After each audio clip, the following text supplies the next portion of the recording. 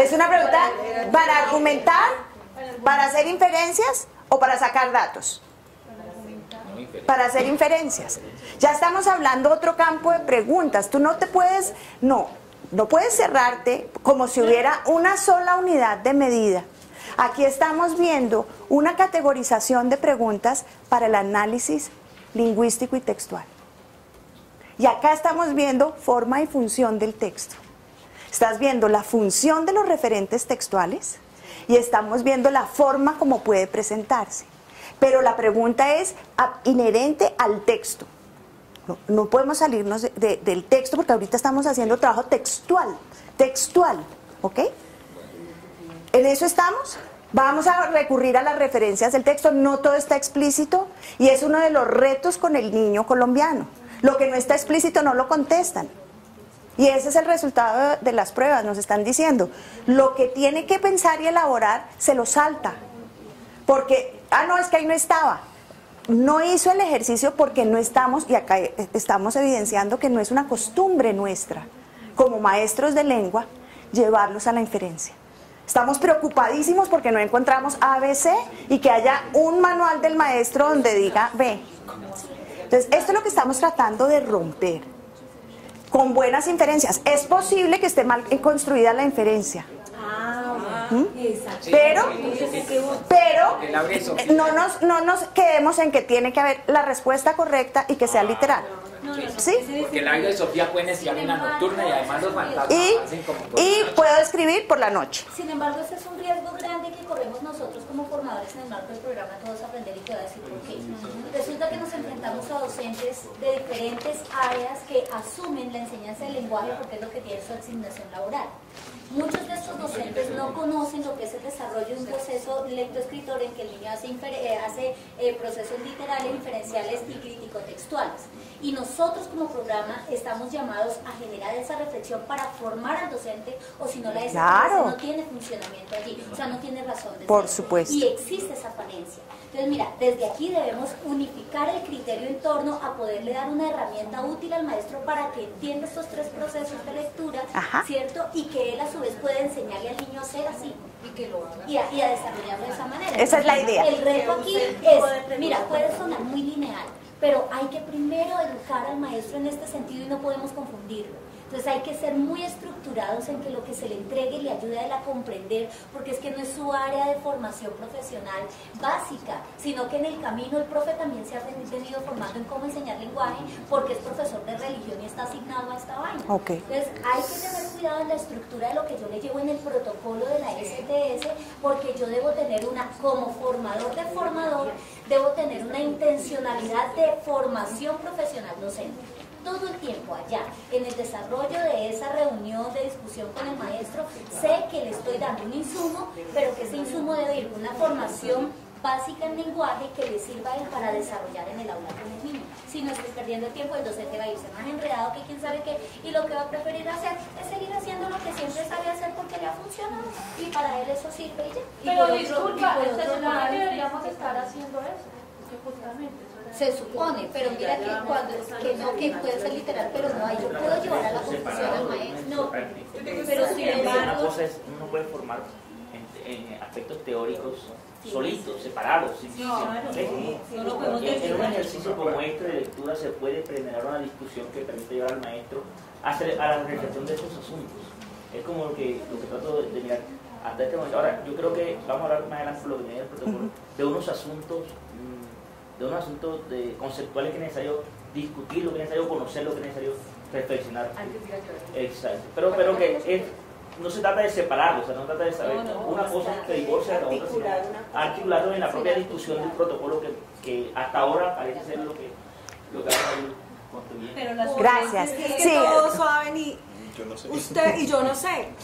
Ustedes están pensando en la articulación y listo. Yo estoy haciendo una lista de lo que yo lo que yo no manejo, necesito saber. Si ustedes están hablando marcador del tiempo, yo hello, que será marcador del tiempo. Yo sí tengo una intuición, pero si bien ustedes que lo tienen y lo saben, lo pueden articular y lo pueden meter. Yo, docente que no es mi área, yo necesito saber si usted no explica qué es lo literal y lo inferencial, lo argumentativo, y aquí tuve que necesitar machete, ahora otra duda, ¿qué será el marcador de tiempo? ¿Qué será la forma y función del texto? Ese es mi machete, porque cuando yo voy a ir a mi formación yo no puedo ir sin este sustento porque yo no me lo sé. Ustedes están como peces en el agua. Yo tutora, yo miércoles, ¿qué será eso de marcador del tiempo? Yo sí tengo una intuición. En el protocolo anterior, en el ciclo anterior, los tutores en la formación como tal que tuvimos con ellos, en Neiva particularmente, me perdona la casuística, pero es que aplica, hubo un momento en que en uno de los protocolos se habló de objeto matemático y los de lenguaje pues lo pasamos, ¿sí? Claro. Lo saltamos y este es el protocolo y hubo un tutor de matemáticas que se paró y dijo, mire, con la pena de ustedes por favor necesitamos explicarle al resto de los compañeros que no son matemáticos que es un objeto matemático. Yo tenía una interpretación desde el lenguaje que era objeto matemático y resulta que este muchacho me hizo toda una presentación de lo que era el objeto matemático y aplicaba porque era que el tutor iba a ir a trabajar con su docente de primaria en torno a objeto matemático y necesitaban esa noción. ¿Qué hicimos? Y es la sugerencia aquí, abrir un espacio para crear una especie de, a manera de comentarios en el protocolo de explicaciones como un glosario de aquello que necesitaba el tutor saber para ir a trabajar con los docentes en torno a ese protocolo de matemáticas. Entonces, sería bueno aquí mirar qué aspectos son susceptibles para construir un glosario y que el docente también pueda tener esa estructura nocional del lenguaje. Y también recordemos que nosotros tenemos en nuestra meta del programa está que aquí este año le estamos llevando este material a los maestros. Para el siguiente año se espera que ya los maestros empiecen a soltar un poco y ellos hacer sus propios diseños. Eso implica que esto también tiene que ir muy bien, es decir, tiene que ir bien organizado, bien implementado. Entonces, por eso también digamos que yo creo que ubiquemos un poquito la finalidad del taller, de la tarea, porque creo que se nos está ensanchando demasiado. Nosotros queremos hacer un prototipo de una clase que puede llevar a los tutores a comprender la forma de abordar el lenguaje desde una mirada nueva que es EGRA, sin desintegrar las cosas a las que el maestro está acostumbrado a hacer en el aula, como es la comprensión lectora. Si yo le llego a decir a un maestro de Colombia que no puede hacer un ejercicio de comprensión lectora, hay huelga al otro día, porque creemos que la comprensión lectora es inherente al lenguaje. Y resulta que todos hacemos comprensión lectora permanentemente. Cuando yo voy a venir acá, necesito leer unos avisos para acceder acá. Estoy haciendo comprensión lectora de un aviso, estoy haciendo comprensión lectora de una información. Eso es inherente al ser humano, no al profesor de lengua. Uno puede no ser profesor de lenguaje y comprender que hay unos referentes en el texto, y si no, no podríamos leer sino los que hemos estudiado lenguas. Uno puede leer cualquier libro, hasta escrito por un Nobel, y comprenderlo. Entonces creo que como maestros que somos, y valido esa preocupación, le ponemos demasiada importancia y gravedad a cosas que podemos reducir. Acá tratamos es de simplificar, no de volverlo complejo. Desde esa perspectiva... O sea, la idea es que como ya surgió el comentario la duda, porque muy probablemente, yo diría que casi que así, va a surgirnos también allá. Entonces, la idea no es centrarnos en esa pregunta, sino continuar con el resto y que los maestros sobre todo se enfoquen en lo que es la formación. Sí, hubiera sido más fácil que las respuestas dijeran, la historia se trata de una casa embrujada. Un segundo. No, pero discúlpame. Por favor. O sea, la sugerencia mía es a continuar con el protocolo. Entonces vamos mirando, esta pregunta definitivamente hay que replantearle las respuestas, las respuestas, no la pregunta, sino las respuestas. Las respuestas, por ejemplo, la historia sucedió entonces al regreso del colegio, a la ida al colegio, y ya, porque ahí sí lo encuentro marcado.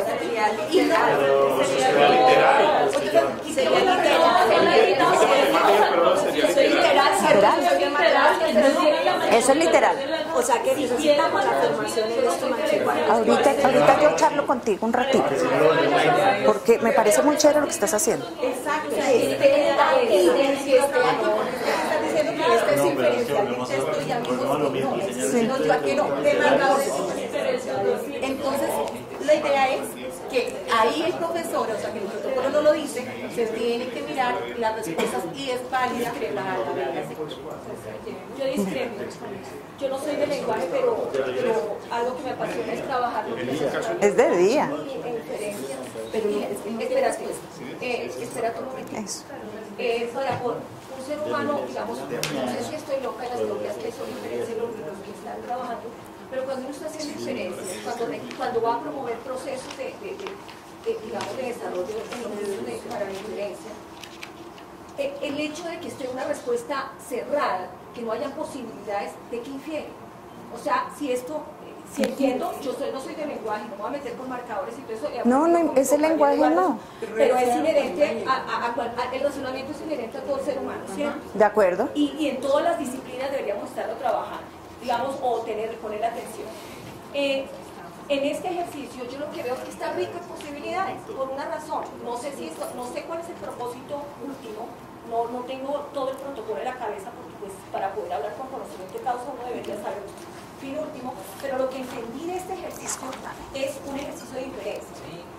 Inductiva, deductiva, transductiva, desde el marco que lo estoy manejando, no sé, pero aquí lo que hay es, mire la riqueza que tiene. Si la respuesta es cerrada, literal de encontrar la respuesta ahí, apague y vamos, ahí no hay inferencia.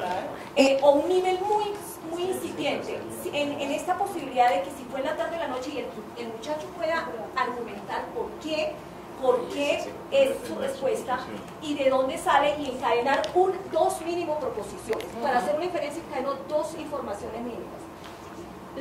La que está ahí literal, y la otra es que yo salgo en la tarde y por lo tanto había una X prisa, van dos informaciones, por lo tanto puedo inferir que fue tal cosa. O sea, de esas dos relaciono con mi experiencia y con lo que me dice el texto y saco una conclusión. Con dos, o sea, volvámonos a Aristóteles, premisas, dos premisas y saco una conclusión. Porque si no nos fregamos, o sea, y ahí es donde nos están dando uno en PISA, en pruebas PISA, y nos están dando en todo, y lo peor, los niños nuestros no leen ni son críticos, y están comiendo entero todo lo que le dicen políticos y todo eso. Muchas gracias. Muchas gracias. Creo que es una moción de orden buena. Porque eso daría más luz, se podría Está más adelante, porque el protocolo de hecho no dice una moción de orden, sí. Aprovechamos lo que tenemos un poquitico de formación matemática para hablar desde esa postura, ¿no? Yo lo que rescato es la intencionalidad de llevar al estudiante a unos niveles de pensamiento superior que casi no se trabajan en el lenguaje, en el marco del desarrollo de las actividades. O sea, y eso hay que rescatarlo. Nosotros, por ejemplo, si mirar cómo se están fusionando los dos niveles, que primero lo está invitando a la argumentación, pero también lo está llevando mucho más allá, a hacer inferencias, y que eso es de las necesidades que nosotros tenemos que desarrollar con los estudiantes en esas actividades que nosotros hacemos normalmente en las aulas de clase. Muchas gracias. Muchas gracias. En matemáticas y inferencia, llamémoslo así rápido, generalidad, tiende a la generalidad en matemáticas. Entonces aquí se podría aplicar.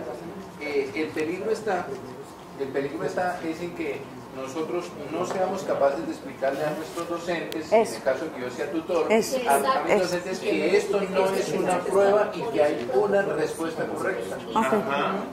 Porque esa puede ser la dificultad. Entonces, ¿cuál es la correcta? Y de paso, pues los niños también se les han enseñado como a nosotros nos han enseñado. Y volvemos a leer. Respuesta correcta. No, aquí no hay una respuesta correcta. Y ahí dice en el protocolo. Pero si el protocolo dice, avancemos. Exacto. La opinión de Vilma. Pero también es necesario las tres opciones porque así no nos gusta. Esta es una manera de entrenar a los niños con unas pruebas y así no nos gusten, pues también están midiendo la calidad de la educación. El ruido que le hace el tema, la forma en que está estructurado, es que solamente es este tipo de opciones de respuesta para desarrollar procesos de pensamiento de diferencia. Entonces, la recomendación sería, ¿qué quieres al comienzo? Pronto otra opción. Sí, pero para eso está el traje, ahí lo podemos. Sí, claro. Bueno, Muy bien. Una pregunta. Último comentario para que sigamos. Aquí hay una moción de orden y es avanzar en el protocolo y luego de pronto devolvernos a discusiones puntuales. ¿Les gusta? ¿Sí? Perfecto. Bueno, perfecto. Luego tenemos 3 preguntas en el mismo sentido que les van a generar igual de roncha porque están escritas de la misma manera. O sea, si las niñas vivían en un internado en la ciudad o en el campo, los referentes también son lingüísticos porque en la ciudad no usamos la palabra camino ni carretera, sino calle. Hace referencia a un pueblo, lo que hace suponer que hay un área rural. Son sutilezas que el maestro tiene que enseñarle al niño a leer la sutileza del texto. El texto sutil que está implícito.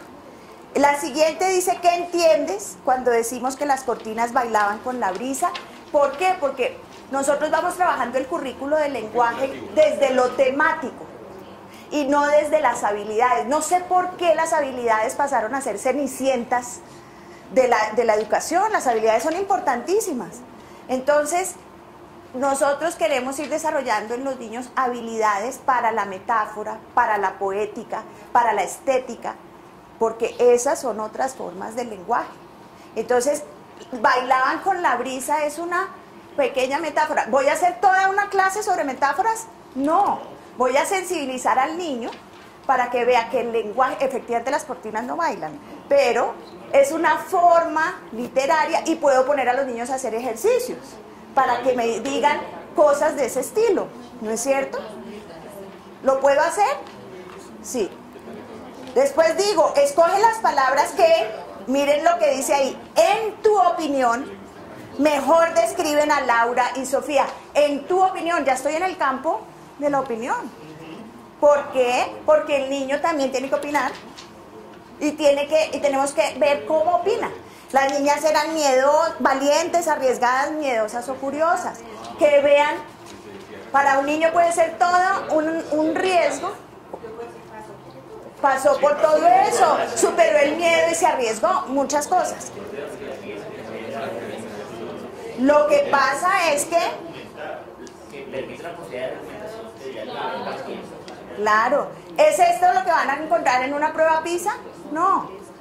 Pero es que nosotros no solo estamos entrenando, esta es una actividad que les va abriendo, como decía nuestro compañero, el pensamiento hacia una forma de leer. Luego...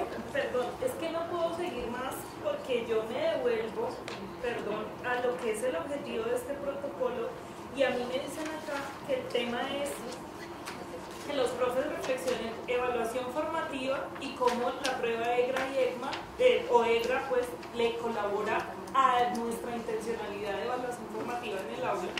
Entonces yo quisiera que el tutor pudiera tener presente, le pudiéramos decir, no sé si esto está en el protocolo, es cómo eso que estoy haciendo con comprensión de lectura, con lectura inferencial, le colabora al pensamiento, al tipo de pensamiento que hay que hacer para la evaluación formativa.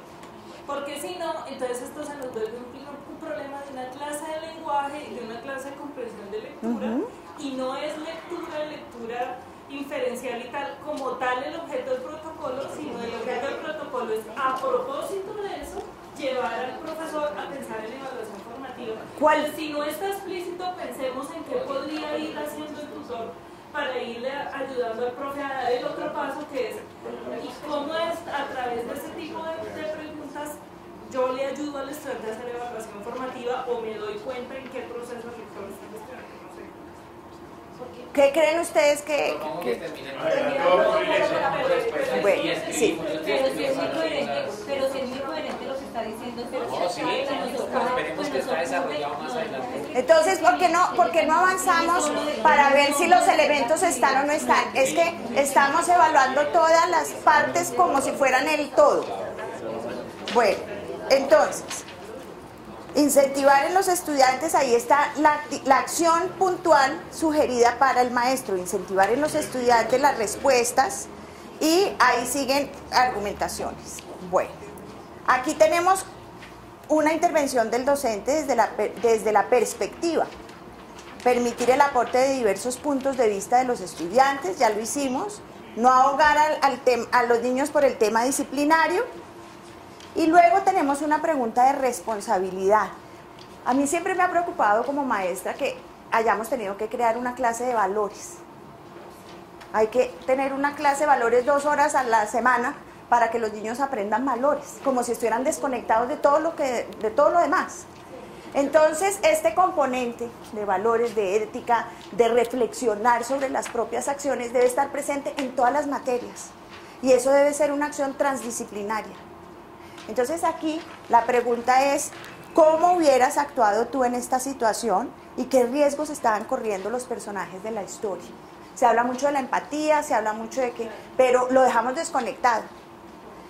En lo que se hace en el día a día, en la lectura, en todo lo del día a día, ¿cómo las puedo aterrizar a los contextos que estoy trabajando? Esto es muy importante, no requiere 1 hora más, sino es parte del proceso. Una pregunta de reflexión. ¿Qué crees que un dibujo de la historia te hubiera ayudado a comprender mejor? ¿Qué hubieras dibujado tú? Haz tu propio dibujo. Esa es una forma donde... No, pero porque ya vimos aquí. Entonces, contextualicemos lo que dijo Helen. Lo que dijo Helen es, no dibujemos las letras sin comprenderlas. Pero aquí lo que estamos haciendo es una ilustración de una comprensión. Es una forma de cerrar cognitivamente una actividad apropiada para 2º grado. Ahora, si le pongo a un niño de 3º bachillerato a hacer un dibujo sobre el descubrimiento de América, ahí paila, la que estoy mal soy yo. Entonces, a eso es a lo que se refiere Helen cuando habla de no dibujar la manzana, sino aprender cómo escribir la palabra manzana. Ahora nos dividimos en parejas, y si lo anterior les causó roncha, acá viene, se va poniendo bueno. Aquí vamos a hablar de un temita complicado que es la velocidad lectora, a lo que llamamos fluidez. Se le ha cambiado el nombre a velocidad lectora porque todo el mundo debate que qué es fluido, que qué no es fluido, que es que para ti, que es que para mí. Lo que es fluido para ti no es fluido para mí. Entonces hablamos de velocidad lectora. Me encontré con este artículo en Portafolio del sábado 28 de marzo, o sea, hace poquito, que dice, aprovechemos, aquí estoy salida del protocolo. No me vas a encontrar en el protocolo porque estoy en mi área de confort. Y dice, ayudamos al empresario a aprovechar su tiempo. Resulta que viene una firma importantísima, un gigante a Colombia que se llama Avance. Es un grupo empresarial que se dedica a hacer un cambio radical para la sociedad, así lo definen. Permite un cambio radical en los hábitos de lectura, desarrollando habilidades inherentes al ser humano, como la atención, concentración, comprensión, retención y velocidad en la lectura. Los cursos, si quieren, averigüen lo que valen y lo que está, esto está orientado. Ahí describe el método de la comprensión lectora y lo correlaciona con un elemento importante, y es la oportunidad, da la oportunidad a las empresas, a los empresarios y a los empleados de que a través de la comprensión lectora sus empleados sean más productivos. O sea, estamos conectando comprensión lectora con productividad, nada menos, nada menos. Aquí está todo el tema, y lo triste de esto es que se va a llenar, porque lo que estamos dejando nosotros de hacer en la escuela, otros lo están haciendo. Y lo están haciendo con las premisas que nosotros discutimos y a las que les creamos resistencia hace 15 años. Entonces un Open English, un Avance, están en el mercado y ganan bien y lo hacen re. Y muchos profesores por la noche hacen, en las 24 horas que ustedes me decían que estaban vinculados al mundo laboral, se vinculan a este tipo de empresas a enseñar de manera efectiva la lectura y la escritura.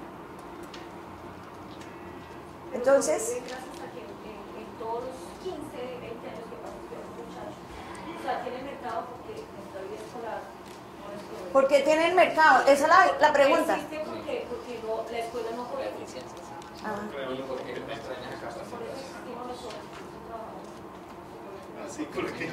¿Por qué existe esto? ¿Ustedes por qué creen que existe y tiene éxito y se instalan en Colombia y son súper exitosas? Porque existe un Open English, si hace 40 años está el Colombo Americano, el Interlingua, y todos los colegios bilingües que hay. ¿Por qué? Porque es una habilidad necesaria para el autoaprendizaje también. Y porque no está bien hecha en alguna parte, ¿cierto? Si la escuela lo estuviera haciendo, tengan la seguridad que este taller no lo están haciendo ahorita en Finlandia. No, ni en Singapur. Eso no es parte del proyecto de desarrollo profesional del Ministerio de Educación allá. Ya debió haber pasado, ¿cierto? Entonces, uno de los componentes que han visto hasta los empresarios es que no hay velocidad lectora. No, lo vimos ya, ustedes lo vieron en la parte de EGRA, se necesita una velocidad mínima para que haya comprensión. Estoy acá. Yo estoy acá del protocolo. Y es un asunto de pocas veces más se va a presentar. Y es que efectivamente hay asuntos que la escuela ha dejado, pero que han sido del mismo modo responsabilidad de la manera como se han pensado en lenguajes curriculares desde el momento. Claro. La escuela sí misma no es responsable de todo lo que ha dejado de hacer. Y el maestro mucho menos. Este es un asunto que a veces responsabilizamos a solamente el proyecto que tiene una reflexión curricular también. Y yo a ver un asunto de una escuela curricular que hay aspectos allí que tocaría repensar, por lo menos si ahorita vamos a decir. Y por eso estamos acá. Por eso estamos acá. Alguien los repensó y lo tradujo en unos talleres, y lo tradujo en unas herramientas, y lo tradujo en unos estándares internacionales. Alguien fue y preguntó, oiga, ¿será inquietud nuestra nomás? O hay formas de hacerlo mejor, y encontramos esta herramienta que se llama EGRA. Entonces, eso nos permite pensar que hay una forma de hacerlo correctamente, y que por lo menos démosle la posibilidad, démosle la oportunidad. De pronto ustedes descubren que no funcionó tan bien como pensaban, o que funcionó mejor de lo que pensaban. Yo la apliqué. Yo fui entrenada en EGRA en Washington y la apliqué, y los resultados, se los digo, sorprendentes. Si los quieren ver, los tengo. Borré los nombres de los niños por respeto, obviamente, a sus familias, pero los resultados son sorprendentes. Niños de segundo grado que no alcanzaban en un minuto a leer ni 30 palabras, se los puedo mostrar. Entonces, no, porque es importante que uno compre con evidencia. Santo Tomás fue y metió la mano en la llaga, metamos la mano en la llaga. Entonces, que suenan pasados de moda. La neurociencia nos está diciendo cómo aprendemos. Nosotros estábamos preocupados por qué aprender, porque no teníamos datos de cómo aprendíamos, cómo funcionaba ya el cerebro. Hoy ya los tenemos, no los desechemos. En esta propuesta de velocidad lectora, el trabajo sería en parejas. Estarían los dos niños, no lo voy a hacer, consume mucho tiempo, pero tendrían los niños que leer párrafo por párrafo. Fíjense que el párrafo está estructurado en 60 palabras. Cada párrafito tenía 60 palabras para facilitarle al maestro y no crear otro texto paralelo, porque entonces, como voy a hacer EGRA, entonces me toca hacer otro material y otro. No, en una vía, dos mandados. Entonces, estructurados los textos. ¿Por qué 60 palabras? Porque hay un estándar internacional que dice que 60 palabras por minuto es lo mínimo que debe leer un niño a esa edad. Yo quiero retomar una palabra que a los maestros nos encanta: equidad. La palabra equidad nos encanta, porque la palabra equidad la entendemos solo para recibir, pero no la entendemos para dar. Equidad significa que a nuestros niños les toca dar el mismo rendimiento de todos los demás del mundo. Porque si yo empiezo a decir, no, pero es que los míos sí no pueden, es que los de mi región sí no pueden, estoy rompiendo la equidad y acabando de hundir. Si ya se sabe internacionalmente que el niño de Finlandia y el de Singapur, pero también el de Senegal y el de Namibia y el de Liberia y el de El Salvador y el de Nicaragua lo pueden hacer, ¿por qué los niños colombianos no? Por lo menos lo intento. Y si definitivamente no, oiga, gánese el Nobel de la investigación en educación y publique los resultados y susténtelo, porque qué chévere. Chévere que tengamos investigadores que digan, oiga, mire, yo empecé a trabajar con Negra y pasó esto, y esto lo implementé, y este es mi registro de los casos que trabajé, y estas son las regiones en que lo hice. Oiga, chévere, pero a punta de opinión no podemos seguir en la educación.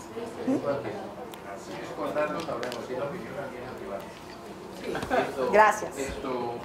Hay algunas personas que me han preguntado, bueno, me han dicho, ¿puedo aplicarlo en quinto? ¿Puedo aplicarlo en 11 si quiere? Claro. ¿Hay algunos estándares que me digan cuánto sí. debe leer? 110 palabras por minuto en quinto grado. Si quiere le doy ahorita la tablita. 110 en quinto. No, pero tienen el mismo número de palabras. Pero por ejemplo nos decía la señora esta que en Estados Unidos que había el lenguaje, la palabra tenía 22 caracteres. Entonces no puede leer 60. No, en los lenguajes alfabéticos no se aplica. Eso lo estudiamos y fueron todas las lenguas. Eso se discutió y hay unidades de sentido. Lo más interesante que pasó en este taller en Washington es que no estamos hablando de la palabra como nosotros la construimos, sino una unidad de sentido conectada con otras unidades de sentido. En términos estadísticos y para hacer que deben ser el mismo número de caracteres. Claro, promedio. Sí, en promedio, más o menos, sí. Yo les pregunto a ustedes, que los que saben, no depende de la lengua. Hazlo y verás. ¿No? Señor.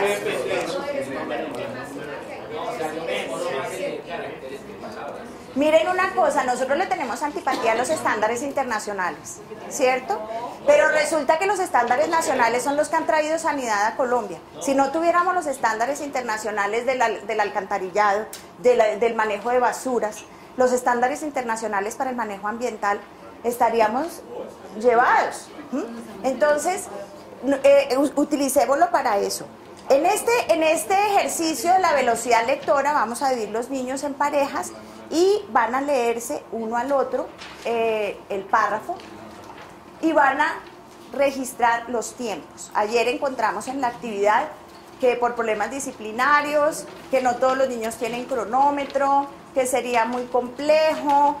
Entonces, aquí vienen las adaptaciones para los niños de escuela nueva, si se podía o no se podía porque era multiedad. Entonces, hay una cantidad de situaciones excepcionales que ahí habría que adaptarlo según la realidad de cada contexto, pero no sacar la actividad.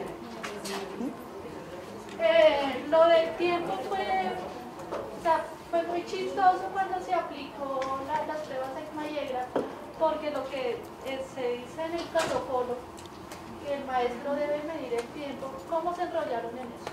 Porque entonces tenían acá el reloj, el tiempo, que acá. Entonces, ¿cómo será unos niños? Entonces, no es por no decirte, no, eso no se puede hacer, sino contándote que cuando en el protocolo de Exmayegra, eso se ve fácil, y el rollo que fue aplicar eso con tiempo. Yo la dudé. Te voy a contar mi experiencia de la aplicación de este programa en un colegio privado, 27 niños en un salón. No lo pude hacer con los profesores. No se los pude vender. No se los pude vender. Y no se puede, y no hay forma, y no hay cómo, y no. ¿Sabes qué yo qué hice? Un grupo de papás. Porque resulta que a un papá sí le preocupa que su hijo no lea 60 palabras por minuto. Y a un papá sí le preocupa mucho que dentro de 5 años, cuando no pueda acceder al bachillerato, le digan, es que no sabe leer. Entonces los papás fueron muy receptivos. Hicimos el ejercicio y uno a uno con las mamás funcionó divinamente. ¿Cuántos cronómetros teníamos? Ninguno. Hicimos en matemáticas unos relojes de arena marcando 1 minuto, hechos por los mismos niños, que les pareció mucho más chévere el relojito de ellos, dándole la vueltica. Cosas muy sencillas, costo-efectivas, y el trabajo con la mamá. Yo creo que si uno lo quiere hacer funcionar, podría hacerlo, por ejemplo, trabajo 1 a 1. Entonces ustedes me van a decir, ¿pero qué hago con el resto de los niños? Para eso hay la diferenciación en el aula.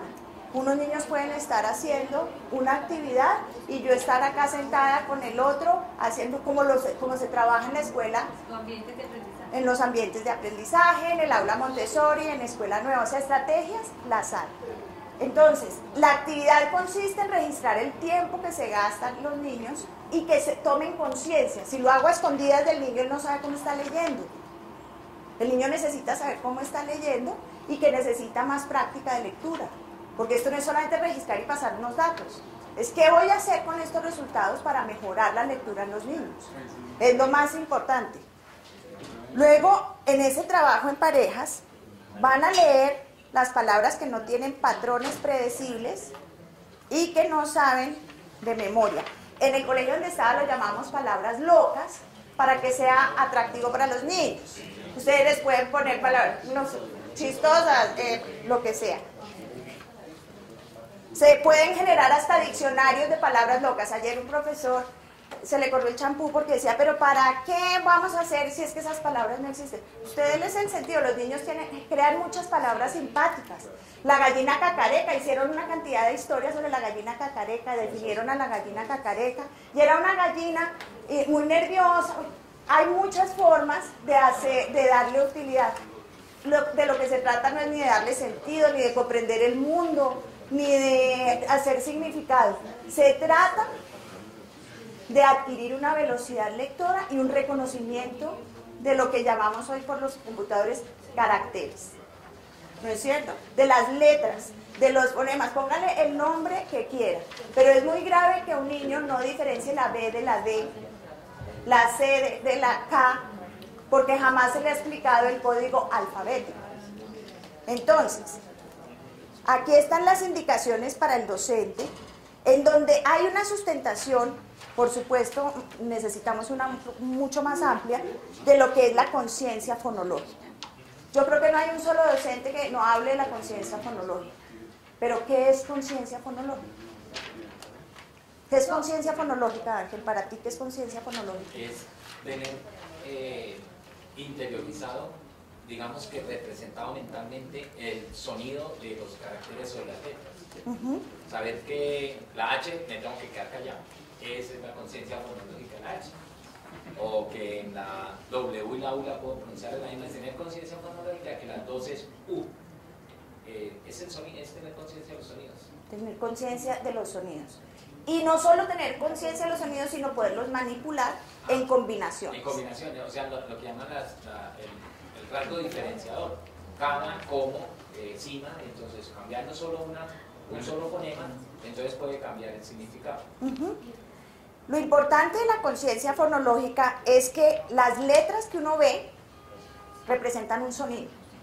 Así como cuando yo veo en matemáticas una cruz, me está representando una suma, una adición. Entonces, cuando el niño ve una letra, está representando un sonido. Ese sonido lo tiene que volver palabra. Mejor dicho, conectado un sonido con otro se vuelve palabra. Y la palabra, como tal, tiene un significado.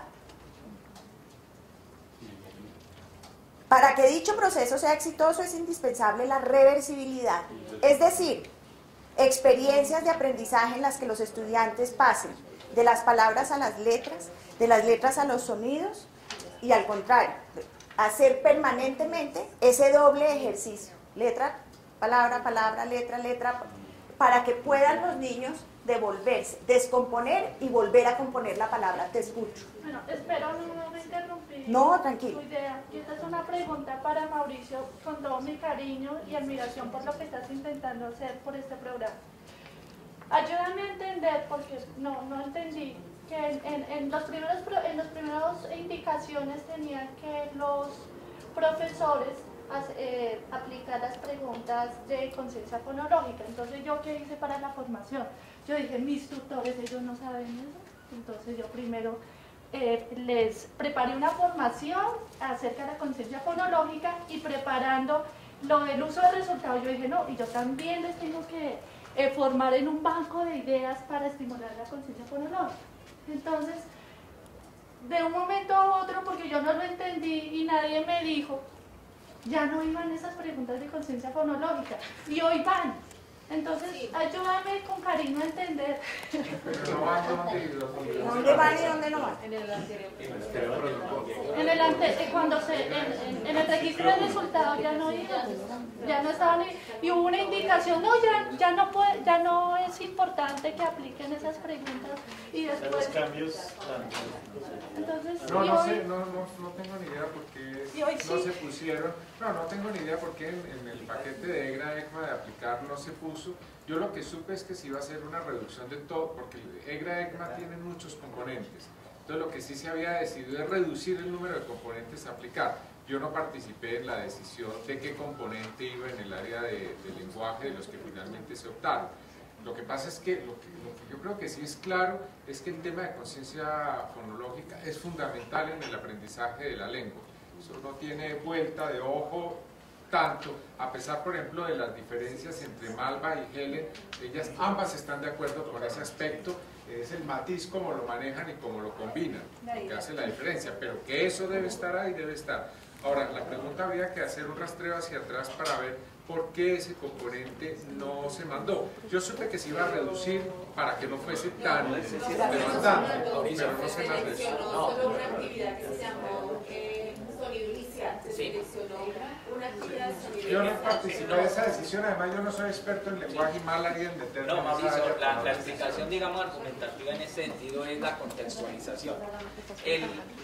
La prueba como tal está orientada hacia habla inglesa, entonces en el inglés sí se requiere de ese reconocimiento, esa conciencia fonológica, porque no se escribe como se habla, ¿sí?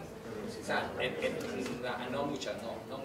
Entonces resulta que habían inconvenientes como ese problema de la H, la W, la U, y entonces dijeron que realmente como uno escribe como habla como escribe, ¿sí? Entonces que se recomendaba hacerlo a un lado, pero era por esa diferenciación en la carga, ¿cierto? En el peso que tenía esa prueba, porque parecía ser que se perdía tiempo porque no es tan significativo. Esta mañana nos decían que era incluso importante que el niño dijera, esa es la letra de mamá, cuando le muestran la M, o esa es la M, está bien dicho, o listo, cualquiera de las tres formas vale. De todas maneras tiene conciencia fonológica la M. Pero hay que medir. Sí, pues en algún estadio muy inicial.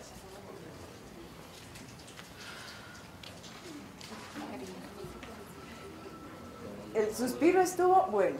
Entonces, la conciencia fonológica es una subtarea de EGRA, como lo menciona Mauricio, y no es removible.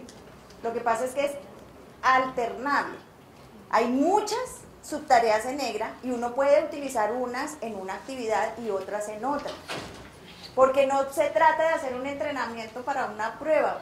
Esto no es un entrenamiento para una prueba. Esto es un ejemplo de una unidad de lenguaje para segundo grado que incorpora las subtareas de EGRA. Que si yo como maestro quiero recrear en mi clase otras unidades, puedo tomar estos elementos de la prueba EGRA. Es importante anotar que de todo examen se desarrollan unos contenidos curriculares, de lo que se espera que los estudiantes sepan. Para eso se hace una prueba. Toda prueba internacional da por asumido que los estudiantes ya saben unos contenidos. El ICFES, el IELTS, el TOEFL, el Iowa Test, todos. Pero suponen que se ha desarrollado un currículum. Qué pena con ustedes. No, disculpa. Gracias. Gracias. Entonces, la prueba se hace convencido el evaluador de que esos contenidos se han dado. Entonces, hay dos formas de presentar las pruebas. Una, entrenando a los niños para hacer la prueba. Y entonces los currículos de los colegios paran cuando hay ICFES. Y todo el mundo hace preparación para el ICFES y el papá tiene que pagar un extra para que el niño pase el ICFES. Y todos hemos aceptado eso. Y a la ineficiencia de todo, y todos pagamos extra para que lo que tenía que haberse hecho durante 13 años se haga en 13 días. Y creemos que con eso va a ser suficiente. Entonces, eso lo hacemos con todas las pruebas. El ministerio bien podría decir, todo el mundo tiene que aplicar EGRA, pero lo que quiere es curricularizar el EGRA. Es decir, que se nos vuelvan unas tareas que incorporemos en el aula, que las volvamos amigables para niños y maestros, y que cuando lleguemos a ser evaluados en esa prueba o en otra, los niños tengan las habilidades para ser exitosos. Por eso estamos combinando elementos de nuestro programa normal y elementos EGRA. ¿Hasta ahí vamos? Lo que estábamos aquí discutiendo es que así como tenemos tutores, como mencionaba Astrid, que debemos formarlos en conocimientos, pues yo tengo tutores que son doctores en lingüística. ¡Qué maravilla! Entonces, pues, tengo de todo, pero algunos que se hacen. Estábamos comentando lo importante de conseguir la herramienta en donde la Real Academia de la Lengua ha definido la homologación entre el fonema B y de la web. ¿Sí? Porque estamos conversando que necesitamos el contacto pues, para tener este documento, porque como hay casos así, hay casos en donde yo voy y les digo, bueno, vamos a hacer el ejemplo, y me van a decir, sí, ¿y de dónde saca ese cuento de que la Y y la L suenan igual ahora? Porque, ¿sí me entiendes? Claro, por supuesto. Por aquello de la conciencia. Forológica, muy bien. Así es un buen ejemplo. En very, en inglés, por eso es la explicación del fonema no es importante en español, porque vaca y vaca, con B larga y B corta, tienen significados diferentes, pero se pronuncian igual. Pero en cambio, si tú dices very, si dices very con B larga, pero si dices very es diferente. Muy o bien, y lo otro, very es enterrar. Porque si uno observa las presentadoras o los presentadores de noticias en la televisión, ellos pronuncian la B labial y la B labial. Sí. Ahí hay conciencia. Ahí hay conciencia con los bueno.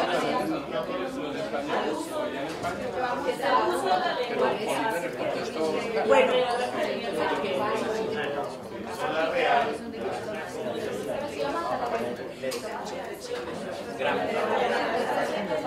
Bueno, en esta actividad de las palabras locas, los niños tendrían que leer tan rápido como puedan, sin omitir letras.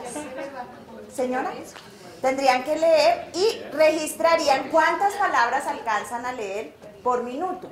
¿Cuál es la idea? Identificar los fonemas que causan dificultad, acudir a rimas, retahílas, juegos para lograr la producción de sonido que causa interferencia, revisar la postura de la lengua, si está detrás de los dientes inferiores, todo lo que hacen los fonoaudiólogos por mucho más de lo que nosotros cobramos, eso lo podemos hacer en el aula. Revisar dónde se pone la lengua para producir ciertos sonidos, los niños que llamamos lengüesopa, los podemos corregir, sí, los llamamos así. Entonces, ¿qué es lo que pasa? Que está poniendo la lengua en la parte de atrás del paladar y no abajo para hablar, entonces tenemos que hacer esas correcciones y solo se necesita un espejo, de manera que el niño vea cómo produce el sonido el maestro y cómo lo produce el niño. Esa actividad del espejo es muy buena para los niños y yo creo que pues es muy económica. La del lápiz, la de la velita prendida para saber, por ejemplo, la S, los sonidos sibilantes, se alcanza a apagar la velita. Son cosas muy sencillas. Si su hijo tiene esas dificultades, trabájelas en casa porque después se vuelven unos interferentes grandes. El de la R, así la R, sí, la R. Hay unos que son por la formación, digamos, de nacimiento y otros que es por la posición de la lengua. Entonces hay que corregir postura de lengua. Se hacen... en el protocolo quedó, no sé por qué, mírela, estas son las palabras, es posible que sean groserías en turco, no lo sé, para nosotros son simplemente unas combinaciones de palabras locas. Los niños les encanta, palabras chistosas pueden ser, a los niños les encanta este ejercicio, lo hacen, producen una cantidad de palabras locas increíbles y mucho más creativas que las del maestro, las pueden hacer de 2 sílabas, de 3 sílabas, de 4 sílabas, es decir, vean, no está en el protocolo, pero lo importante es que tú lleves ideas a tus tutores. Yo estoy acá porque es que... Pero es que si te escribo todo esto, sería el protocolo. El protocolo está unido todo. ¿Qué letras te parecen difíciles de leer? Pues ahí sería seguramente para los niños de tu región. Por favor, dime fósforo. No, dígamelo. Mire, él enseñó así. Singular, fósforo. Plural, fósforo. Ahí tenemos un claro ejemplo de lo que se requiere en la conciencia fonológica. Si él va a hacer un dictado y dice fósforo, y en la segunda palabra fósforo, profesor ya lo dijo, y él quería era el plural. Dice respeto, y entonces es con ese... Respeto con la J, ¿sí? Ah, pero eso no pasa. No pasa en todo. No voy a hacer el análisis de eso. Pero me tomó tiempo la defensa. La pensó. Nosotros podemos. La pensó. La respuesta. En la actividad con tutores está pensada una ficha de manera que ellos en parejas produzcan palabra, una sola palabra, y poder hacer el juego. Ahí por eso dice revuelvan las fichas que todos hicieron y jueguen en equipos. El ganador será el que más palabras locas pueda leer en menor tiempo. Transferirlo a la producción. En la formación pasada, ¿sí? Las palabras locas tienen, aunque sean locas, tienen unas reglas. Explicaban los compañeros formadores del lenguaje que no puede ir, por ejemplo, una M y una T juntas. Es algo que hay que saber, pero no sé cómo se llama el lenguaje, pero que no puede ir una M y una T. ¿Qué es eso? Es algo, pero es que eso no me acuerdo cómo se llama. Aquí la idea es que sean lo suficientemente locas como para que no sigan patrones. Porque de lo que se trata es que no sean predecibles por el niño para producirlas de manera, porque lo que estamos buscando, por ejemplo, no sé qué, aquí ninguna tiene esa. Me aseguré que tuviera unas combinaciones vocálicas para que algo así, vocálico y consonántico, porque la estructura de la palabra en español es consonante, vocal, consonante, vocal, es una estructura y consonante. Mira. ¿Cómo se identifica un sonido vocálico y un sonido consonántico en el español? Es transparente, vocales y sonidos vocálicos, consonantes y sonidos consonánticos, pero en otros idiomas. Las consonantes dan sonidos vocálicos, que es la forma como el aire sale de la boca. Entonces, pero eso es lo que se operan las cuerdas vocales. No alcanza uno tampoco. Usted no es un diplomado en lingüística. Listo. Fíjense que hay unas vocales, eso es cierto hasta cierto punto. La U hay un momento en que se vuelve muda acompañada por la Q.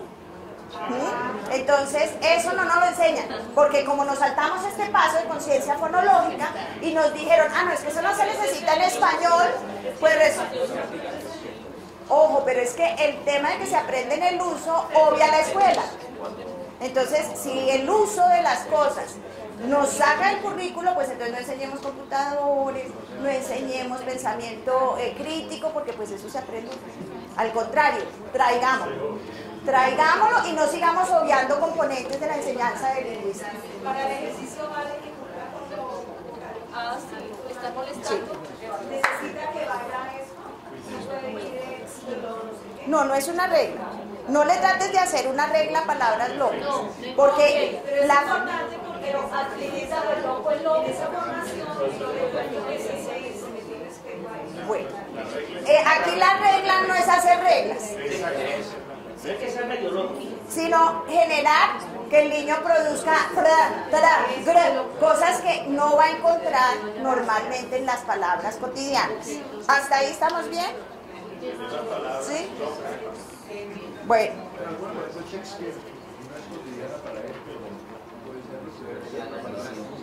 Perfecto, los anglicismos podemos utilizarlos como excepciones, perfecto, de acuerdo. Luego venimos a otro componente que es el dictado. El dictado se usa en todos los idiomas, en todas las aulas, menos nosotros. Nos dio por sacarlo.